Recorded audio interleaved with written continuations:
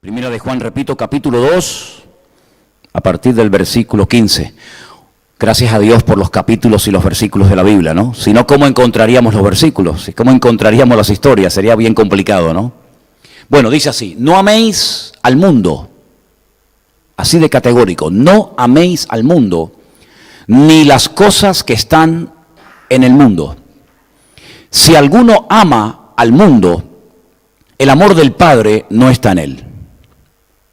Porque todo lo que hay en el mundo, los deseos de la carne, los deseos de los ojos y la vanagloria de la vida, no proviene del Padre, sino del mundo. Y el mundo pasa y sus deseos, pero el que hace la voluntad de Dios permanece para siempre. ¿Cuántos dicen amén? Tengo un libro que en algún momento se lo voy a mostrar para que si alguno está interesado en conseguirlo, sepa cómo se llama y en qué editorial lo puede pedir. Es un libro que aclara aparentes, repito, aparentes contradicciones que aparecen en la Biblia. Muchas veces hablando con personas me dicen, bueno, pero es que la Biblia es un libro que está lleno de contradicciones, es un libro que es muy difícil de interpretar, no se puede entender, etcétera, etcétera. Y la Biblia no es un libro que se escribió o se nos dio para confundirnos, sino más bien todo lo contrario. Es un libro que el Señor nos lo dio para ayudarnos en la vida, para ayudar a los matrimonios, a las parejas, a los hijos, a los jóvenes, a los casados, a los solteros. Es decir, en la Biblia vamos a encontrar la respuesta a todas las preguntas que necesitamos tener una respuesta. No es un libro en el sentido de que habla de todo, sino que habla de lo que realmente el Señor quiere que tú conozcas y sepas. Muchas personas tienen la dificultad o el defecto de aceptar que la Biblia no es un libro que se escribió para convencer a nadie de la existencia de Dios. Dios no tiene que convencer a nadie. Nosotros no estamos aquí para convencer a nadie. A veces hay gente que dice, no, pero a mí no me van a convencer. Digo, menos mal que te has dado cuenta, porque sinceramente nada más lejos de mi objetivo como persona. No tengo la intención de convencer a nadie de nada. Para eso tenemos al Señor, que habla a través de su palabra a nuestros corazones, y si nos tiene que convencer de algo, que te convenza Él a ti y no yo a ti, ¿vale? Pero el apóstol Juan es un hombre que conoció muy bien la personalidad de Cristo, cómo era Él como persona.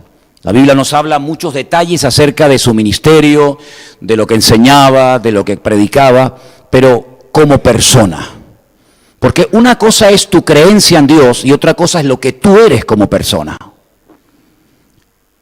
Teóricamente, lo que somos como persona debería de coincidir con lo que decimos creer, pero lamentablemente a veces no es así.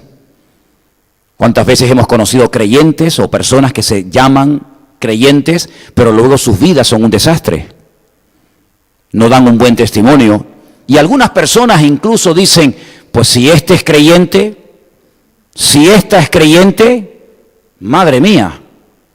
Porque muchas veces hay como una especie de divorcio entre lo que nosotros decimos que creemos, y no tenemos la más mínima duda en decir creo en Dios, creo en su palabra, creo en la vida eterna, creo en la obra de Cristo, etcétera, etcétera, pero luego te observan como personas, cómo viven, cómo hablas, cómo te comportas, las decisiones que tomas, y la gente dice, pero ¿cómo puede decir esta persona que es cristiana, que es creyente, y luego su vida es un desastre?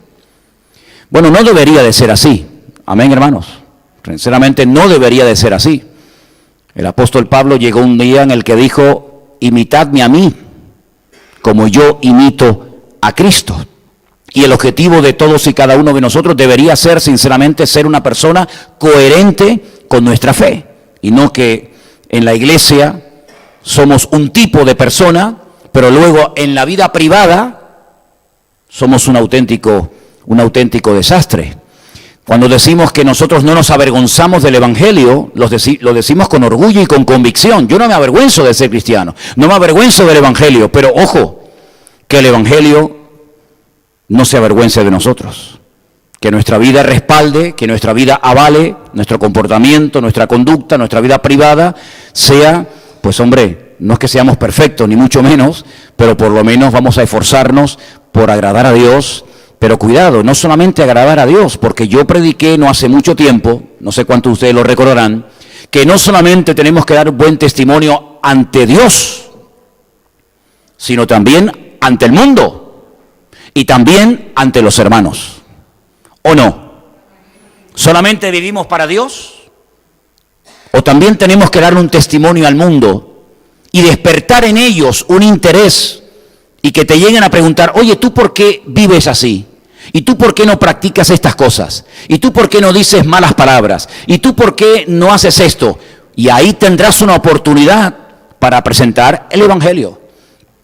Y también, por supuesto, vivimos entre hermanos, somos un cuerpo y tenemos que apoyarnos y dar testimonio los unos a los otros, faltaría más. Por eso los versículos que hemos leído en esta tarde nos pueden ayudar mucho si queremos tomarnos en serio nuestra relación con Dios, nuestro testimonio ante el mundo y nuestro testimonio entre nosotros mismos. La Biblia dice, no améis al mundo. Parece una contradicción con Juan 3:16. ¿Conocéis Juan 3:16, verdad? Porque de tal manera amó Dios al mundo. Y aquí dice, no améis al mundo, pero sin embargo, en Juan capítulo 3, verso 16, el mismo autor de esta carta dice que Dios amó al mundo. Entonces, ¿en qué quedamos? Dios ama al mundo y nos dice a nosotros, no améis al mundo. Parece una contradicción, pero no hay ninguna. ¿Cuál es la posible discrepancia o el posible problema que pueda haber entre un texto y otro? Que en el idioma en el que se escribió el Nuevo Testamento, que fue el griego, existen varias palabras para mundo. Nosotros tenemos una sola. Igual que, por ejemplo, en hebreo, el Antiguo Testamento, hay palabras polivalentes que se pueden emplear para distintas cosas y hay palabras específicas según para lo que quieras decir. Esa es una de las cosas que a mí me llamaba mucho la atención cuando comencé a estudiar hebreo, que vas a un diccionario y buscas una palabra y te encuentras que hay 5 palabras para el mismo término. Dice cortar, el verbo cortar. Bueno, nos sirve para cortar una barra de pan, ¿no? Nos sirve para cortar una relación, una amistad, nos sirve para cortar un árbol, pero en hebreo no. ¿Qué vas a cortar? Madera. Ah, entonces la palabra es diferente a si vas a cortar una barra de pan. Y si voy a cortar una relación con una persona, la palabra es diferente. Porque la Biblia es un libro que tiene un idioma tan rico, la esencia de los idiomas bíblicos, el hebreo y el griego, son tan ricos en su vocabulario, que hay palabras concretas y específicas para cada término. Cuando la Biblia dice que Dios amó al mundo, está haciendo referencia al hombre, está haciendo referencia a la humanidad, está haciendo referencia a la raza humana. Podríamos decir, de tal manera amó Dios a la raza humana, al hombre en general, que dio a su Hijo unigénito para que todo ser humano que crea en Él no se condene, no se pierda, mas tenga vida eterna. Pero cuando el apóstol Juan está diciéndole a los creyentes, por lo tanto a nosotros, no améis al mundo, no nos está diciendo que no tenemos que amar a la gente. Si no amamos a la gente, entonces nos estamos contradiciendo a nosotros mismos. Y estamos echando por tierra uno de los mandamientos más importantes de la Biblia, que dice, amarás a Dios con toda tu alma, con todo tu corazón, con toda tu fuerza y a tu prójimo como a ti mismo. Cuando la Biblia dice no améis al mundo, se refiere a su estilo de vida. Se refiere al modelo de vida que la mayoría de la gente sin Dios han adoptado y es la que están viviendo. Por ejemplo, hoy es un día que a nivel mundial se le considera un día de tinieblas. El día, los cristianos trataron de cristianizar, darle una manita de pintura a este día macabro, diciendo que es el día de todos los santos. Pero realmente esta fiesta de Halloween, que nació en Irlanda, de aquellos sacerdotes satánicos, porque no tienen otra explicación más que satánica, los famosos druidas, recordaban en este día, no a todos los santos, ni a todos los muertos, no, Recordaban que ya se acabó la luz, se acaba el verano, ya se han recogido todas las cosechas y ahora entramos en un tiempo de oscuridad y de penumbra. Y para recordar que ya se había acabado la luz del sol hasta el próximo verano o hasta el principio de la primavera, se salían por las calles de Irlanda y de Inglaterra por la noche estos sacerdotes satánicos, los druidas, los celtas, ¿verdad? Después de haber hecho sus respectivos rituales de animales, incluso de sacrificio de seres humanos y sus aquelarres, salían por la ciudad pidiendo ofrendas, pidiendo dinero a la gente. Y eso de truco o trato, que te doy el caramelito o no te doy el caramelito, realmente era o me das o te maldigo.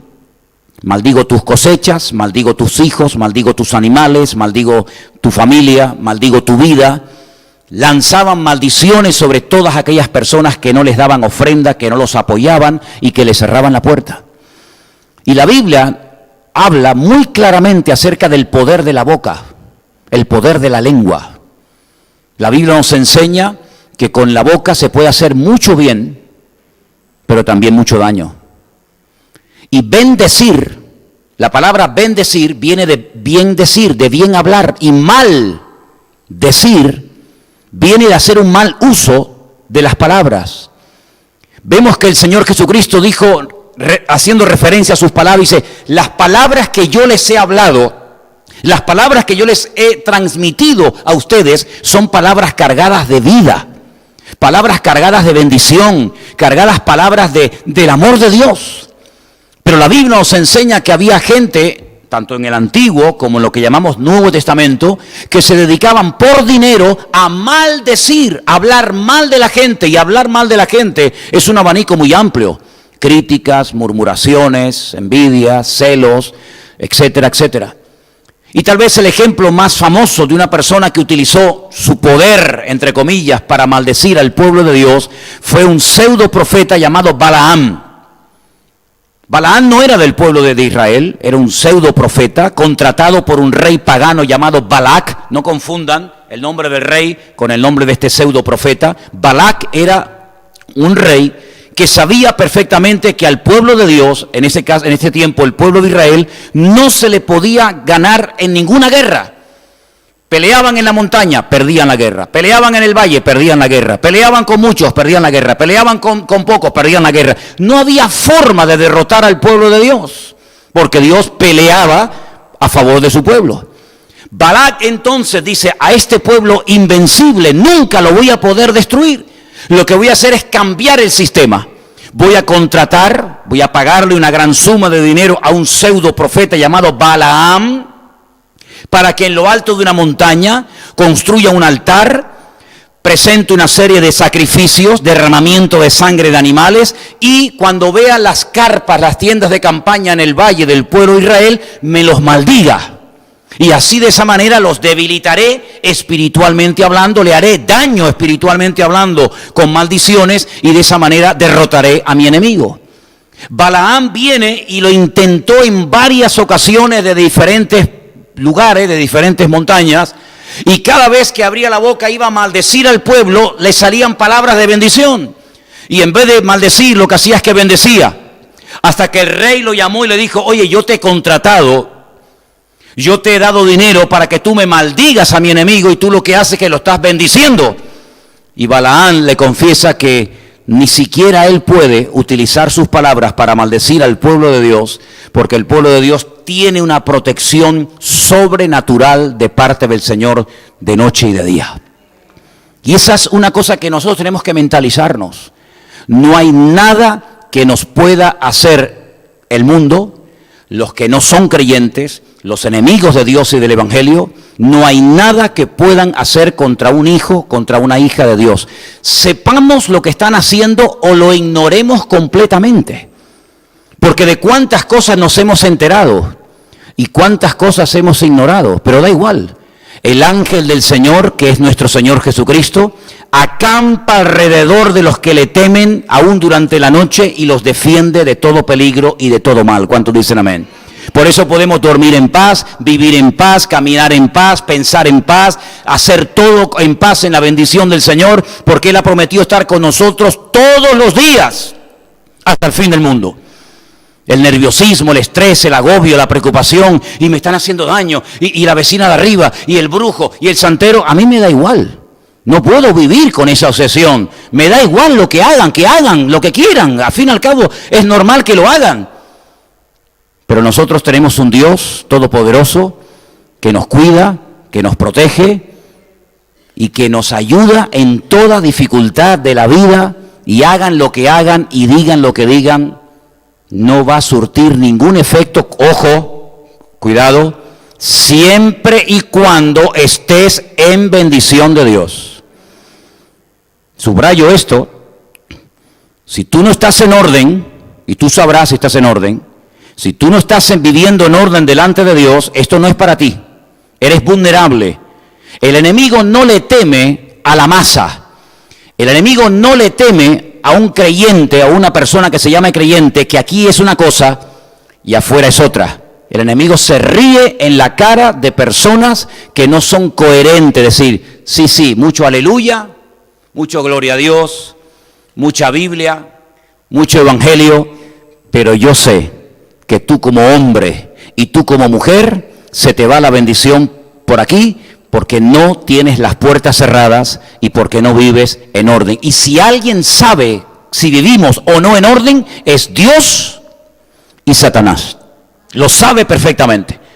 Cuando estamos en orden, cuando estamos haciendo lo que Dios dice, cuando estamos sometidos a la voluntad de Dios, y para eso tenemos la Biblia, para saber cuál es la voluntad de Dios, que hagan lo que hagan, que digan lo que digan, nosotros estamos tranquilos porque el Señor nos defiende. Pero si nuestra vida no está en orden, repito, eres vulnerable y no estás bajo la cobertura y la protección del Señor. Estás fuera del paraguas y te puedes mojar en cualquier momento. La Biblia dice que las cosas del mundo son vanidad. El estilo de vida, el modelo que ha adoptado el mundo son cosas vanas que no sirven absolutamente para nada. La vida de muchas personas gira en torno a todo eso, pero la Biblia nos enseña que en todo eso no hay bendición de Dios. Qué tristeza cuando hemos visto en este día a niños pequeñitos en una guardería vestidos de demonios, de Dráculas, de brujas, de cosas macabras que son totalmente opuestas a nuestro estilo de vida, porque la Biblia dice que nosotros somos hijos del día, no de la noche, no de las tinieblas, somos hijos de luz. Y nosotros hacemos las cosas a la luz y no en tinieblas ni a escondidas. Dios no nos produce miedo, ni pánico, ni terror, sino nuestro Dios es el Dios de la paz, el Dios de la alegría, el Dios del gozo, el Dios de la vida, ¿verdad? Y eso es lo que festejamos, y eso es lo que creemos, y ese Dios es el que adoramos. ¿Cuántos dicen amén? El mundo se está descomponiendo de una forma terrible. La España que hemos conocido hace unos años atrás ya no tiene absolutamente nada que ver con la España en la cual vivimos nosotros hoy en día. Y para los creyentes cada vez la vida se pone más difícil, cada vez se pone más dura, porque la corriente de este mundo es totalmente opuesta al estilo de vida que nosotros hemos decidido vivir para Cristo. Para mucha gente dice que les sorprende que no corramos en su desenfreno. Por ejemplo, ayer vino una persona a la iglesia a hacerme específicamente una pregunta. No ha venido nunca a la iglesia, pero vino específicamente a hacerme una pregunta. Y me dice, ¿ustedes celebran Halloween? Y mira que me puede hacer 1.000.000 de preguntas, ¿no? Aprovechando que tienen al pastor en la puerta de la calle. Oiga, ¿cómo lo pregunta este hombre? No, solamente quería saber. Su gran preocupación es si nos íbamos a disfrazar y si celebramos Halloween. Y yo le dije, no, nosotros no nos disfrazamos Halloween. Dice, ¿y si yo me disfrazo de Halloween? Le dije, caballero, a mí me da exactamente igual lo que usted haga con su vida. Como si se quiere disfrazar de Popeye. Me da exactamente igual. Pero entonces, ¿ustedes en qué mundo viven? Digo, ¿pero qué pasa? ¿Que solamente en el mundo, en la vida hay Halloween? ¿No hay vida después de Halloween? No está el mundo de la filosofía, del deporte, del alpinismo, de la religión. Sí, hay más mundo detrás de esta fiesta, ¿no? Dice, es que entonces ustedes no van nunca a ganar a nadie, no van a atraer nadie a la iglesia. Fíjate qué preocupado estaba, ¿no? Estaba más preocupado con el pastor de la iglesia. Digo, mire, nosotros no celebramos esta fiesta porque primeramente no me imagino a Cristo celebrando una fiesta del terror. No me imagino a Cristo disfrazado de Drácula ni de demonio, sino más bien todo lo contrario. Él dijo, yo soy la luz del mundo. Yo soy la luz del mundo. Y lo que están celebrando en estos días es una fiesta macabra. Y aquí es una fiesta, digamos, tranquila, pero he estado en otros países donde el Halloween es algo tremendo y terrible. Terrible.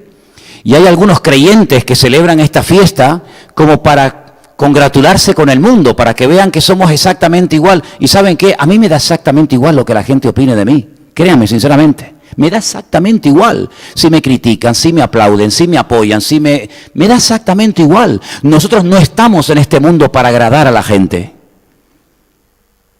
Yo estoy en este mundo para agradar a Dios y hacer su voluntad. Al que le guste bien y al que no también. Nosotros hacemos los cultos no con la oscuridad ni con la luz apagada, hacemos los cultos con bastante luz, con la puerta abierta. Encima los retransmitimos por internet para que todo el mundo sepa lo que aquí se hace y se dice, no hay ni trampa ni cartón. Nosotros los cristianos somos gente que no hacemos las cosas escondidas, no tenemos que disfrazarnos. Yo creo sinceramente que cuando la gente no se disfraza, los que no se disfrazan, la gente creo que es en Halloween y en Carnaval. Yo creo que la gente cuando se disfraza es cuando no hay Carnaval y cuando no hay Halloween. No sé si me entienden, ¿cómo explico? Yo creo que el resto del año es cuando el ser humano vive camuflado y vive disfrazado. Pero en esa fiesta sale del corazón hacia afuera lo que muchas veces llevan por dentro. Claro que nosotros no participamos de ese tipo de celebraciones, pero no porque seamos fanáticos religiosos. Yo odio la religión, yo no soy religioso. Yo no soy representante de una religión. Yo soy un hijo de Dios y no me dejo poner etiquetas por nadie, que me pongan la etiqueta que quieran. Pero nosotros como cristianos tenemos que ser coherentes. Yo le dije, mira, ¿tú te imaginas que yo estuviera vestido de conde Drácula o con un rabo, con un tenedor y con vestido de demonio borracho por las calles? Y me dice, no, tú no, porque tú eres el pastor. Digo, es curioso que la gente sabe cómo tiene que vivir un pastor, pero no sabe cómo tienen que vivir ellos. Saben cómo tienen que vivir los demás, pero para ellos son tremendamente permisivos y no hay ningún tipo de limitaciones ni ningún tipo de freno. ¿Saben una de las razones por las que en Europa, y por supuesto también en España, se han introducido tantas fiestas paganas? Por una sencilla razón. Porque nos olvidamos de que la Biblia nos traza la pauta para poder vivir una vida cristiana victoriosa y coherente. Cuando nosotros no somos 100% bíblicos y no nos amoldamos a lo que la Biblia nos dice que hay que recordar, por lo menos recordar, y no lo recordamos, el diablo se va a encargar bien, perfectamente, de rellenarnos el calendario desde el 1 de enero hasta el 31 de diciembre con un montón de tradiciones y con un montón de celebraciones que no tienen absolutamente nada que ver con la vida de un cristiano, de un hijo de Dios. Cuando surgió la última polémica en este pueblo de la península llamado Tordesillas, en la provincia de Valladolid, donde sueltan un toro por el campo, no sé si saben cuánto es la historia, ¿no?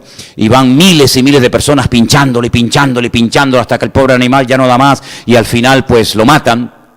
Cuando le preguntaban los periodistas a la gente de ese pueblo, pero ¿cómo ustedes no sienten dolor, no sienten pena, no sienten la más mínima compasión por un animal que lo rodean miles y miles y miles de personas y lo están desde por la mañana hasta que ya el animal ya no aguanta más y muere ya reventado?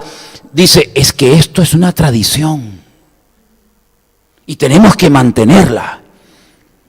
Cuando nos convertimos al Evangelio, porque yo no nací cristiano, no sé si alguien de aquí nació cristiano, yo nací bebé. Sin ropa, sin religión, sin idioma, sin nada. Yo nací como todos ustedes, supongo, ¿no? Muy bien.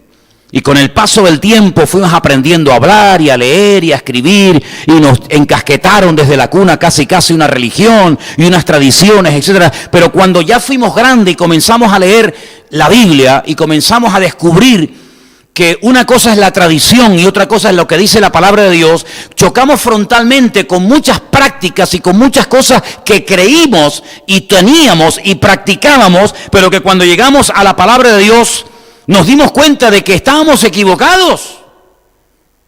Ustedes saben que mi padre fue torero. Y los toreros son gente muy supersticiosa. Se juegan la vida todos los días.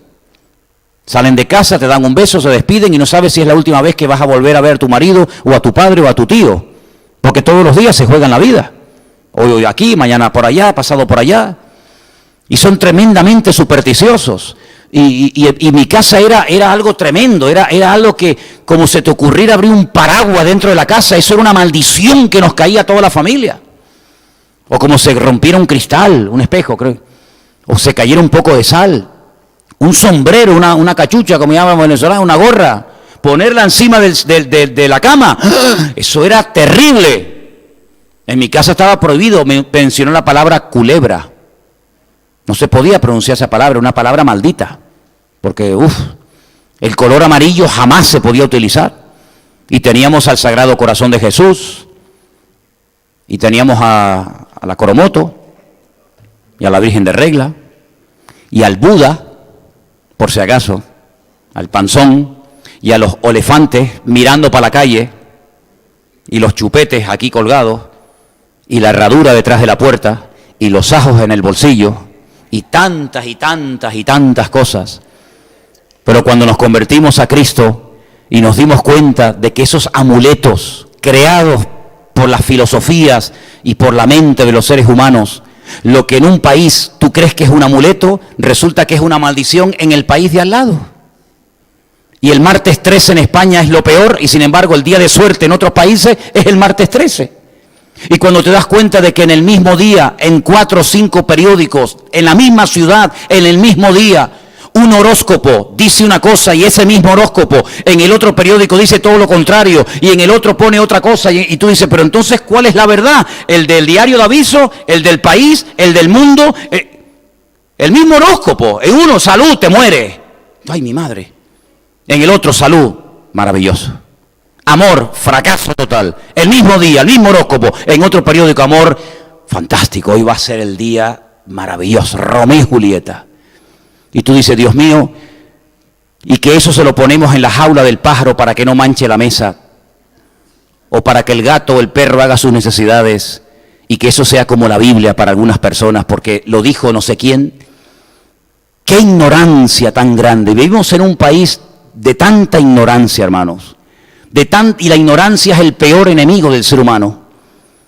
La información, dijo alguien, es poder. Cuando ignoramos la verdad, cuando desconocemos la verdad, nos agarramos a amuletos, nos agarramos a tradiciones, nos agarramos a costumbres que hace todo el mundo y porque lo hace todo el mundo pensamos que tiene que ser verdad, porque si lo hace todo el mundo, pues tendrá que ser verdad. Pero cuando conocimos la verdad, ese versículo que tenemos ahí arriba, nos cambió la vida. Conoceréis la verdad y la verdad os hará libres. Gloria a Dios. Y podemos pasar por debajo de una escalera sin ningún problema. ¿Saben que en muchos aviones, cuando vas por el pasillo del avión y vas buscando tu asiento y tu lugar, vas contando, vas viendo el 1, el 2, el 3, 9, 10, 11, 12, y salta el 14. No hay ventanilla 13 en muchos aviones. ¿Sabían eso? No existe ventanilla número 13. Porque claro, el 13, ¿quién se va a sentar en la viña? Y yo en algunos aviones pedía el 13, porque es el más ancho, es el más cómodo, que puedes ir así estirado. Pero la gente no se atrevía a ir en el 13 porque parece que era como, no sé, como una maldición. Y todos aterrizan a la misma hora, todos despegan a la misma hora. Qué hermoso es tener la paz de Cristo en el corazón. Amén, hermanos. Dice, no améis las cosas del mundo. Que si el miedo, que si el horóscopo, que si esto, que si aquello. Nosotros tenemos un modelo y un estilo de vida completamente diferente al que tiene el mundo. Las cosas del mundo son vanidad. No nos tenemos que gastar dinero en cosas, en ropa, en historias, porque nosotros tenemos la perla de gran precio. ¿Conocen la historia que Jesús contó? Dice que un hombre fue una vez al campo a trabajar en el campo, era un simple agricultor, y dice que mientras estaba arando el campo, dice que tocó algo duro y dijo, ay, ¿esto qué es? Y abrió y era un tesoro impresionante. Y entonces lo tapó para que nadie se enterara. Se va, vende todo lo que tiene. Y le dicen, ¿pero por qué vas a vender la casa, los animales? Todo lo vas a vender. Dice, sí, ¿pero por qué? Dice, ya te darás cuenta. Lo vendió absolutamente todo, se desprendió de todo su patrimonio para comprar aquel campo, porque él sabía que en aquel campo había un gran tesoro por el cual merecía la pena desprenderse de todo lo demás. Y eso es la conversión. Cuando hemos encontrado al autor de la vida, cuando hemos encontrado no una nueva religión, cuando hemos encontrado la libertad gloriosa de los hijos de Dios, cuando hemos conocido la verdad, se nos han comenzado a caer como a Pablo, ¿se acuerdan? Las escamas de los ojos. Y comenzamos a leer la Biblia y nos dábamos cuenta, madre mía, lo que yo creía, lo que yo practicaba, y fíjate que no era así, y resulta que tampoco era así, y aquello, y comenzamos a limpiar nuestra mente. Y comenzamos a limpiar nuestra casa, y comenzamos a limpiar nuestras vidas, hasta que nos dimos cuenta de que no dependemos de nada, ni de nadie, sino solamente de la presencia y de la bendición de nuestro Señor Jesucristo. Pero la gente no se lo cree, dice, pero ¿cómo va a ser tan fácil? Es que el Señor nos ama tanto, que lo hizo fácil para nosotros. Él hizo lo difícil, que fue morir en la cruz por nuestros pecados, pero Él nos dejó la parte fácil, para que todo aquel que crea en Él no se pierda, mas tenga vida eterna. Y quiero concluir en esta noche diciéndoles algo. Israel es un país muy pequeñito, tiene 27.000 kilómetros cuadrados, cabe dentro de Galicia. Cogemos Israel, la metemos en Galicia y aún Galicia tiene 27.000 kilómetros cuadrados, Israel tiene 22.000 kilómetros cuadrados. Cogemos todo Israel de norte a sur y la metemos dentro de una provincia de España. Así de pequeño es ese país. El Señor se va al norte y se da cuenta de que hay una serie de personas alrededor de un lago que se llama el lago de Genesaret, o el mar de Galilea, o el mar de Tiberias, ¿vale?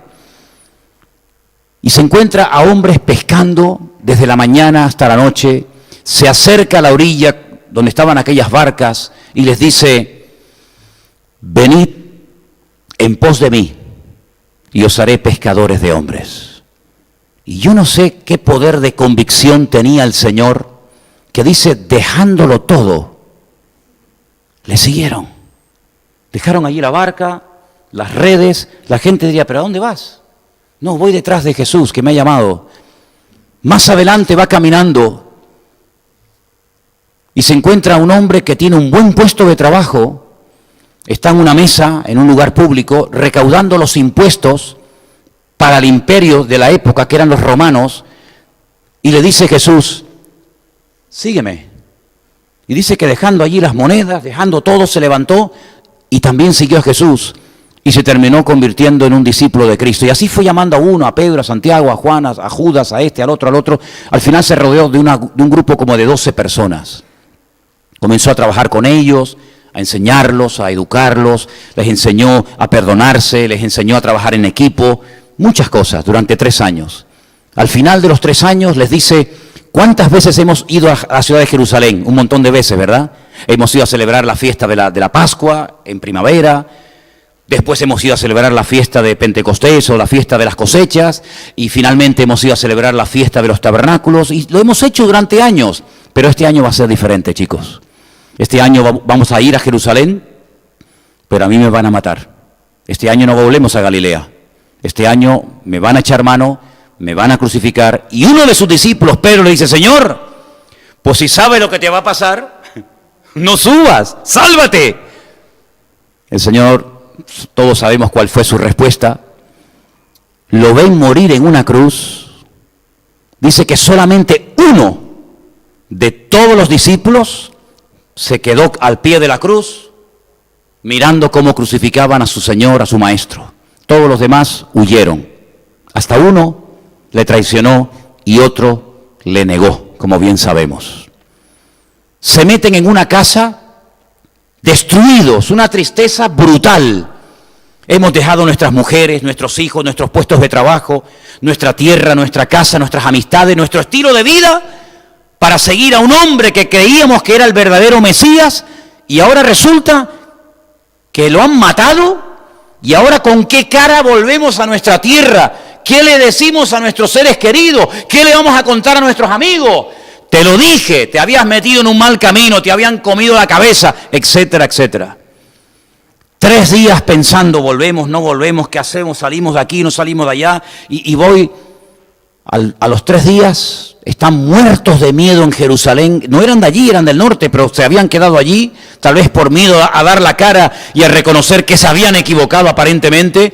Y dice que de repente, con todas las puertas y ventanas de la casa cerradas, de repente ven que Jesús se aparece en medio de ellos y les dice en hebreo, Shalom Aleichem, paz a todos vosotros.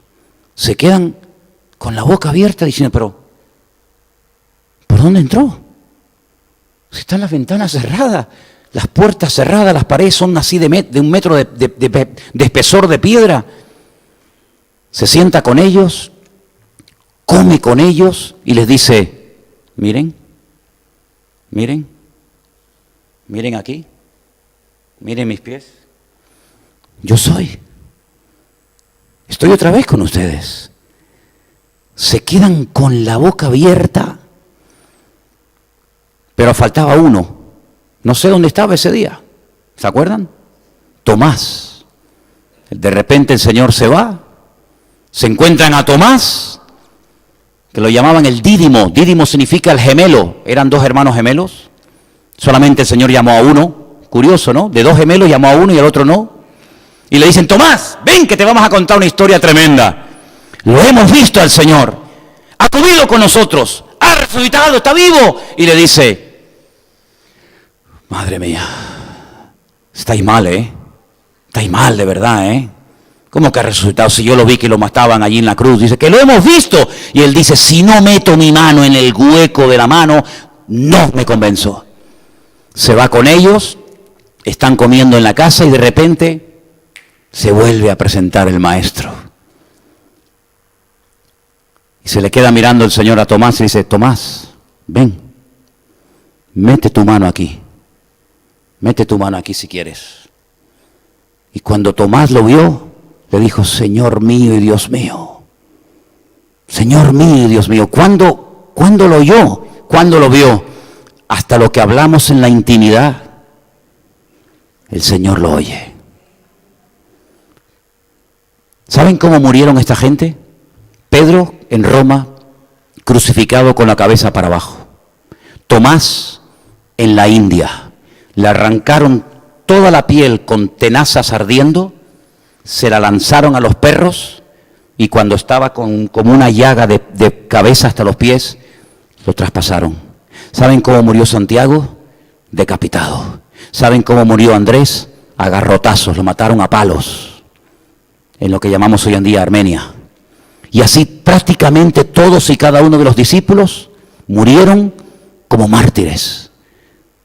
Todos decían lo mismo, unos en la India, otros en Europa, otros en África, otros en Jerusalén, todos decían lo mismo, está vivo, está vivo, está vivo, lo hemos tocado, lo hemos visto, lo hemos oído otra vez, ha estado con nosotros, la muerte no acabó con él, los gusanos no se lo comieron, está vivo y ha resucitado.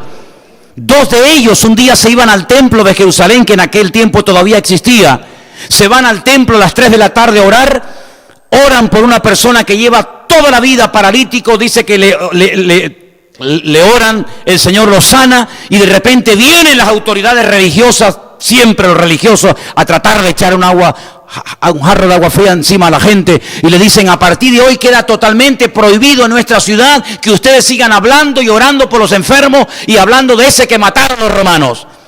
Y Pedro y Juan se le quedan mirando, aquel que había negado al Señor, ¿se acuerdan? Aquel que dijo, no, cállate, que yo no soy de cállate. Aquel que había tenido una cobardía tremenda, le dice, quiero que escuchen bien lo que les vamos a decir, porque te lo voy a decir solamente una vez. No vamos a callarnos, no podemos dejar de anunciar y de proclamar lo que hemos visto, lo que hemos oído y lo que han tocado estas manos. Así que me pueden matar, me pueden crucificar, me pueden hacer lo que quieran, nosotros no vamos a parar de hablar. Hermanos, ¿saben una cosa? Esa gente lo dejó todo porque encontraron la verdad, encontraron a Cristo. Y han pasado 2000 años. Podemos todavía visitar esos lugares. De hecho, el sábado volveremos a estar allí en Jerusalén, en el aposento alto, en el huerto de Getsemaní, en el monte de los olivos, en el río Jordán. Todo eso lo volveremos a ver. Pero lo importante no es lo que hemos leído o lo que nos han contado o lo que hemos visto y hemos tocado con nuestras manos. Lo importante es tener una experiencia personal con el Señor. Decir, yo no creo por lo que ustedes me han dicho, yo no creo por lo que ustedes me han contado, yo creo porque el Señor Jesucristo se ha revelado a mi vida con poder y autoridad. Porque esa experiencia se puede tener hoy en día. Y yo puedo decir, casi 40 años después de que alguien me hablara por primera vez en mi vida de la Biblia, que el Señor a mí me liberó de demonios. Me da igual si lo crees, me da exactamente igual. Dios me sanó y Dios me salvó. Y he tenido más de 40 años para comprobar si ustedes dicen la verdad o dicen la mentira. He tenido más de 40 años para comprobar si verdaderamente la Biblia es la verdad o es un timo y es un engaño. He tenido más de 40 años de mi vida para comprobar si verdaderamente el cristianismo es verdad o es el peor engaño de la historia de la humanidad. Y cada día me convenzo más. Yo sé en quién he creído. Él está vivo, Él viene otra vez y Él quiere salvar y transformar nuestras vidas. Pero lamentablemente mucha gente allá afuera no lo sabe. Por eso se disfrazan de muertos, por eso se disfrazan de demonios, por eso se disfrazan de cuanta cosa rara parezca, porque hay un vacío en sus vidas y hay que llenarlo de alguna manera, o con droga, o con bebida, o con carnaval, o con religión, o con sexo, o con lo que sea. Pero es tan grande el vacío de nuestra sociedad y de este país que, hermano, uno dice, Dios mío, pero es que España está como un barco haciendo agua por todas partes, se está hundiendo y la gente no se da cuenta. Y aquí en este barrio hace 19 años se abrió este local para que seamos un punto de luz y un oasis en medio del desierto. Y doy gloria a Dios que muchas personas han encontrado a Cristo y la verdad, no porque vengan a este lugar, sino porque en este lugar se predica la Biblia y se predica la palabra de Dios. Quiero que corten la grabación ahora, hermano, por favor, y me avisan cuando esté cortada.